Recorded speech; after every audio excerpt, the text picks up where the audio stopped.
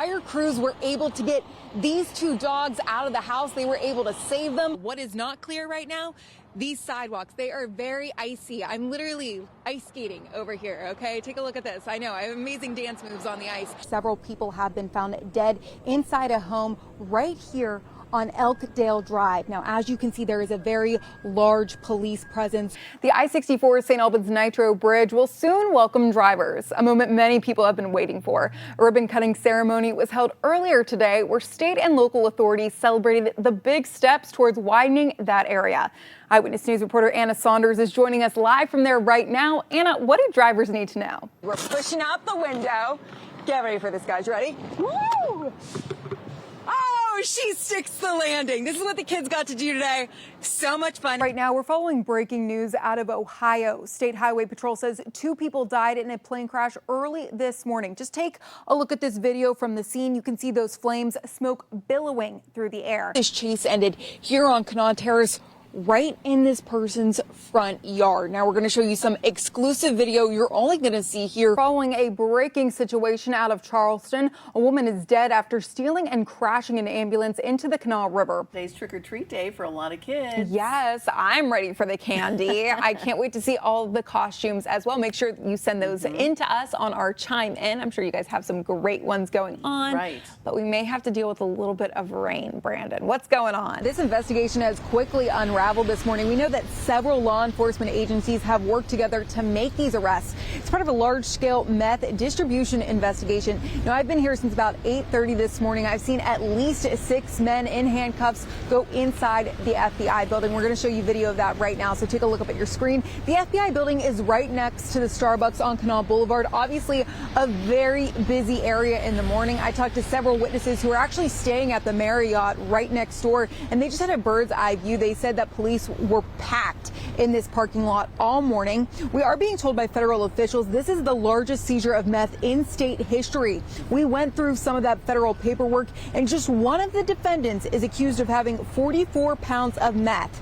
This was at a home in St. Albans. There are more than a dozen defendants in the federal case, and we're aware of more than a dozen arraignments in Kanawha County Magistrate Court this morning. Now, there is a press conference at 3 o'clock this afternoon at the federal courthouse. We will be there. We are expecting to learn more about this investigation. We'll be streaming that live over on our website, WCHSTV.com. For now, reporting live in Kanawha County, Ava Rash, Eyewitness News. This is policing in 2022.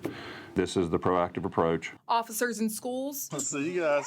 At random times throughout the day. If there's a student in the room, the interior and exterior door has to be locked. With a single goal, keeping these hallways and classrooms safe. It was one of those types of things where, doing enough just isn't enough, so we have to make that progressive leap forward. The SHIELD program in Jackson County is a group effort. The Sheriff's Office, County Commission, and Board of Education working hand in hand at the county's 12 schools. Jackson deputies, Ravenswood, and Ripley officers not taking their latest assignments lightly. We'll go in and let the secretary or one of the staff members know we're here, who we are, if they need anything, our name. Ask if they're having any issues, anything going on that day or with the school in particular they'd like us to help them address. And then just make a lap, usually do a security check, make sure everything looks okay and safe. Interacting with students. Some kids that are a little bit afraid, a little bit apprehensive, but that's the people that I like to focus on. I like to interact with those kids just to let them know, we're here, we're here for you. There's no reason to be afraid of the police. And learning the layout of each school. We spend an hour, 2 hours, 3 hours in a school. When you walk around, you get to know the layout, the doors, strong points, weak points, and the infrastructure of the school, that if something would happen, where we would need to be and what we would need to do with the students and staff. In April, a Ripley Middle School student brought a stolen gun on a bus. Investigators said he had a plan to shoot another student. As much as we would like to sit here and say that we want to, or that we need to prevent things like that from happening, we do have to be somewhat realistic and knowing that, they are likely to happen. But when these people want their moment of fame, we have to be sure and ready that we're going to give it to them. The program already probing investigations just 3 months in. Early on, we had an incident where a young elementary boy had disclosed a sexual assault allegation, and it soon transitioned into a strong investigation. That student creating a bond and feeling comfortable enough to speak up. That was developed solely because, he was developing this rapport with an officer there within the school. So you have to wonder, would that disclosure have ever happened had he not built that relationship early on through this SHIELD program and the presence of the officer. But there is a challenge: money and staffing. Right now, the program has a budget of about $25,000. The money is split between the Sheriff's Office, Board of Education, and Commission. We're just trying to make the best with the current staffing that we have. We're utilizing the current staff that we have with a little bit of additional funding through partnerships, and that allows us to basically rededicate portions of our existing shifts along with a little bit of extra overtime.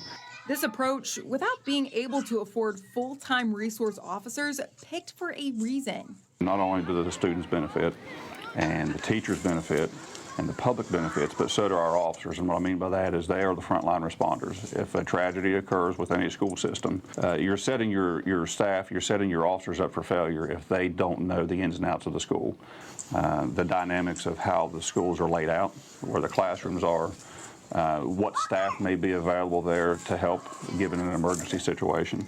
Do you feel safe with them here? Mm-hmm. Like if there was a code red and they were here visiting, they could take care of that immediately without driving to the building.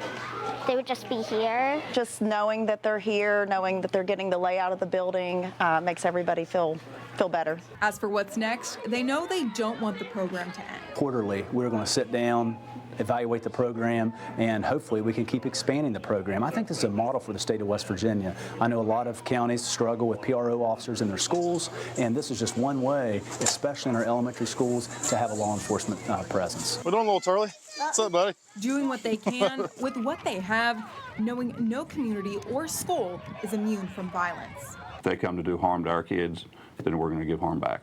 Reporting in Jackson County, Ava Rash, Eyewitness News. And you can go online to WCHSTV.com to find an extended interview with Sheriff Mellinger. It may not be snowing outside, but introduce your kids to the ice here at the South Charleston Memorial Ice Arena for Totsicles. Sometimes I fall and sometimes I did it. Sometimes I did that. A program that teaches kids to get back up when they fall. As we get them up here while they're young, maybe they'll try to get some skates on. They get introduced to the ice, and maybe we can turn them into some figure skaters or hockey players one day. Which has turned into a major success. I know each week I probably get 2 to 5 kids skating, and it's just a wonderful activity that will last a lifetime. It's been going on for years and is now a family tradition for some. My nephew, who's 23, used to play hockey here. So then my other nephew's 13. I used to take him to Totsicles when he was little. So I've been taking my son Wyatt, who's 6.5, here, and Wesley's been coming here since he was in my tummy. So basically, we grew up coming here to Totsicles.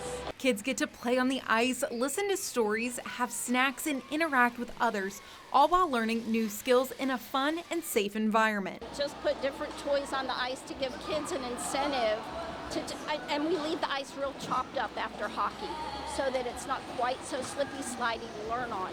And parents can get out in their shoes, and that gives kids more security to have mama with them until they start skating by themselves. And for some, a chance to test out a new love. First time on skates, and he's not afraid of anything. He's fearless. Totsicles runs until summer, and it's $5 for kids 2 to 5 years old. Reporting in South Charleston, Ava Rash, Eyewitness News. It was a tense few moments here at South Charleston High School, but now a collective sigh of relief as the community now knows that this report of a shooting was just a false call. 19 to Metro, is this going to be an active shooter at the high school? 10-4. It's going to be a black long rifle, AR-15. 7 students have been shot. A parent's worst nightmare. Metro, put that out. We need everybody we can. A shooting at their child's school. The biggest fear when you drop off your child is this moment right here. Met with the best possible outcome. You don't want the Metro. Whatever's going on is not actual. Negative. I'm in the hallway now. There's nothing going on that I know of. Interstate 64 around the South Charleston area lit up with blue lights, with officers responding to a shooting call at South Charleston High School. There is nothing more valuable to any of us than your children or our children, and that's the type of response you're going to get here in Kanawha County, West Virginia, if something like this happens. We pray to God it never does, but what happened today is not unique. You're going to get that every time. Those officers ready to go to battle for the county's children. Amanda Walls was dropping her son off when she saw cruisers rolling up the hill. Right then, she knew something was wrong. Every law enforcement officer coming towards me has a weapon out. So immediately I realized that this is pretty serious, and I just go into sheer mom panic, knowing that you cannot go in there and get your baby. You know they're on the lockdown by now. They're literally, just in law enforcement running up both sides of my car everywhere. Students barricading themselves, putting their years of practice for this very moment into use. We practice. They've practiced since they've been in elementary school. So, practice only makes you better. They barricaded and did the right things for the right reasons. The school on lockdown for hours. Law enforcement and the school using this terrifying situation as a way to be even more prepared next time. Everything was kind of under control and everything was safe. We could probably do a better job with, getting things open back up. Again, you have a lot of different officers there from different agencies, can cause things to bottleneck and slow down.